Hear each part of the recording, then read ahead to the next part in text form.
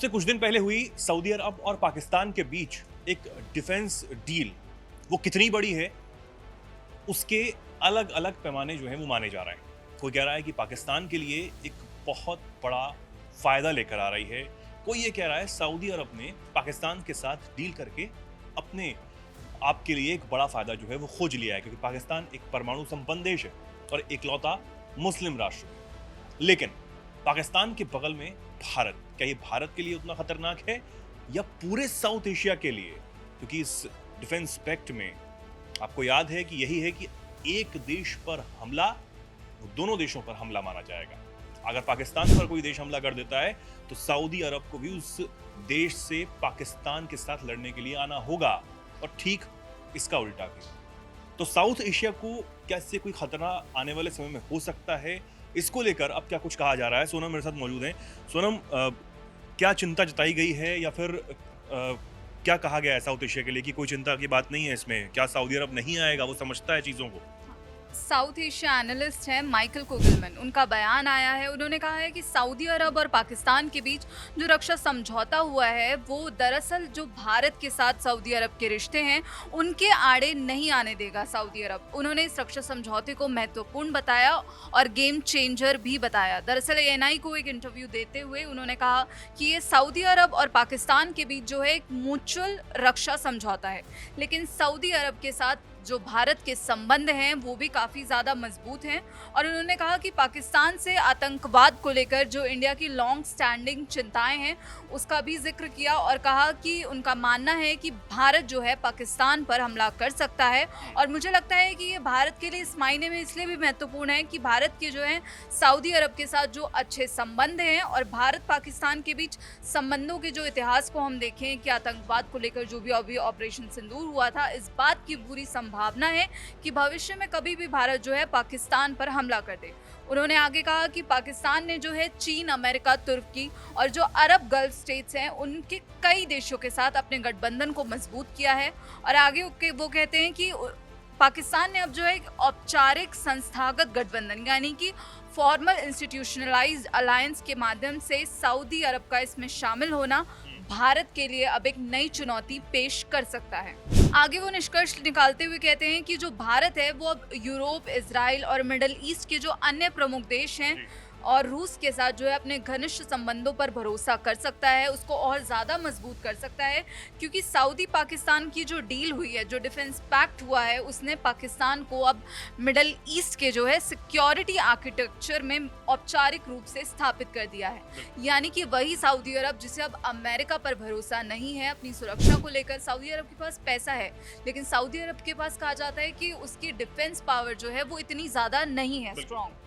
तो इसीलिए अब जो उनकी डील हुई है वो इसी को लेकर हुई है। और अब क्योंकि मिडल ईस्ट जो है भारत के लिए भी इम्पोर्टेंट है, भारत के रणनीतिक हितों के लिए काफ़ी महत्वपूर्ण है। यहाँ पर यही निष्कर्ष निकाला जा सकता है इनके बयान से। उनका ये कहना है कि भले ही सऊदी और पाकिस्तान में डील हुई हो, लेकिन सऊदी इसे भारत के साथ जो उसके संबंध हैं उसके आड़े नहीं आने देगा। और यहाँ पर सीएनबीसी की एक रिपोर्ट है, वो भी कहीं ना कहीं यही कहती है। सीएनबीसी में एक सूत्र ने ये बताया था कि पाकिस्तान के साथ जो सऊदी अरब के जो रक्षा समझौता हुआ है उससे जो रियाद के प्रमुख उपभोक्ता भारत के साथ ऊर्जा संबंध में कोई भी बदलाव आने की संभावना नहीं है। यानी कि भारत जो सऊदी अरब से तेल खरीदता है वो कम नहीं होगा। सऊदी अरब जो है अपने गठबंधनों का विस्तार करके अपनी सुरक्षा को मजबूत करना चाहता है, लेकिन वो अपने जो उसके कमर्शियल टाइज हैं उसकी कीमत पर ऐसा नहीं करेगा। यानी कि वो भारत से पंगा नहीं लेगा और भारत के साथ जो व्यापार चल रहा है वो वैसे ही चलता रहेगा।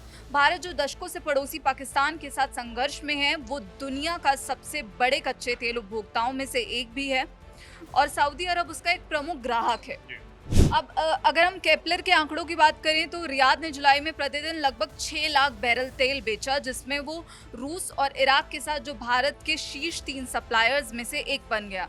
यानी कि भारत जो है रशिया, इराक और सऊदी से जो है तेल खरीदता है। और केपलर के आंकड़े भी यही बताते हैं कि लगभग 6 लाख बैरल प्रतिदिन भारत ने सऊदी से तेल खरीदा। और Indian economic trade association president Asif Iqbal ने भी यही कहा कि सऊदी अरब हमेशा से भारत का एक महत्वपूर्ण साझेदार और मजबूत साझेदार रहा है। सऊदी पाकिस्तान समझौते को जो है नेशनल प्रायोरिटीज़ के नज़रिए से देखा जाना चाहिए, क्योंकि जैसे भारत के अपने जो हित हैं वो उन्हीं के हिसाब से फैसले लेता है, वैसे ही उन देशों के भी अपने हित हैं और उन्होंने उस हिसाब से जो है ये डिफेंस डील की है।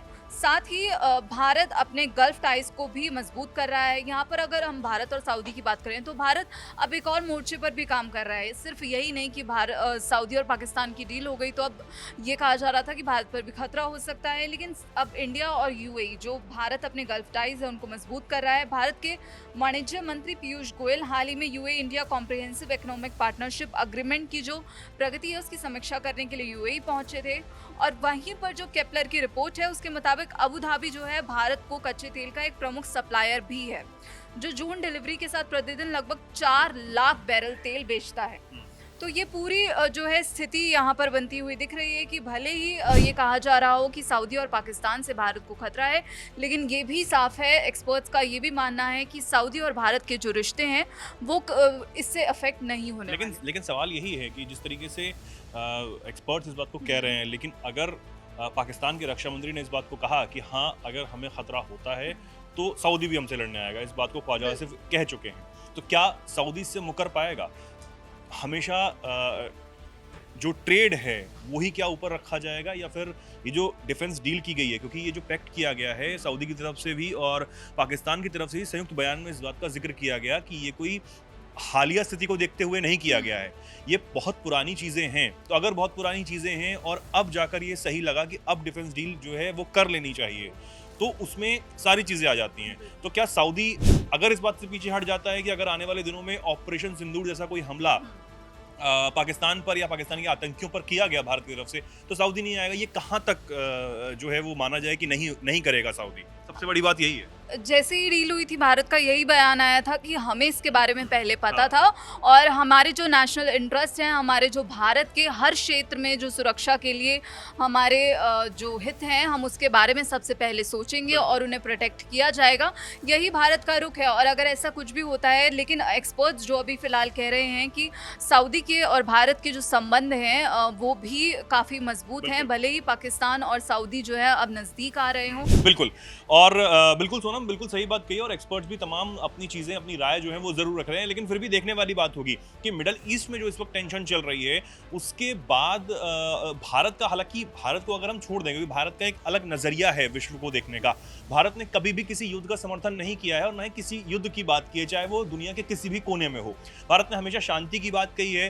रूस और यूक्रेन सबसे बड़ा इस बात का उदाहरण है और उससे बड़ा उदाहरण है जब कतर में बैठे हमास के जो लड़ाके हैं उन पर इजराइल की तरफ से हमला किया गया। उस बात का खंडन भी भारत ने बिना सोचे समझे किया था कि भैया ये जो कतर की समरूपता है उसको नुकसान नहीं पहुंचाना चाहिए था। ये तब था जब इजराइल से बहुत अच्छी जो संबंध है वो भारत रखता है, उसकी परवाह किए बगैर भी भारत ने उस हमले का खंडन किया था, उस हमले की कड़ी निंदा की थी। तो भारत को इन चीज़ों से कहीं ना कहीं बहुत ज़्यादा फर्क नहीं पड़ता, लेकिन फिर भी ये कहीं ना कहीं बहुत चिंता के विषय थोड़ा बहुत तो है ही कि पाकिस्तान जो कि एक परमाणु संपन्न राष्ट्र पहले से ही है, उसके बाद सऊदी अरब के साथ वो इस तरह की जो पैक्ट है वो कर लेता है। तो आने वाले समय में हालांकि पता लग पाएगा कि भारत इस पर और किस मजबूत तरीके से प्रतिक्रिया देता है, क्या वो देना चाहता है, क्या कुछ चल रहा है, आने वाले समय में जरूर पता लगेगा। फिलहाल सोनम बहुत बहुत शुक्रिया आपका हमारे जुड़ने के लिए। तो सोनम ने जिस तरीके से बताया कि एक्सपर्ट्स क्या कहते हैं और ये भी बताया कि सऊदी के साथ, और न सिर्फ सऊदी के साथ बल्कि खाड़ी देशों के साथ जो भारत के संबंध हैं पहले से और ज़्यादा मजबूत होने की दिशा में लगातार आगे बढ़ रहे हैं।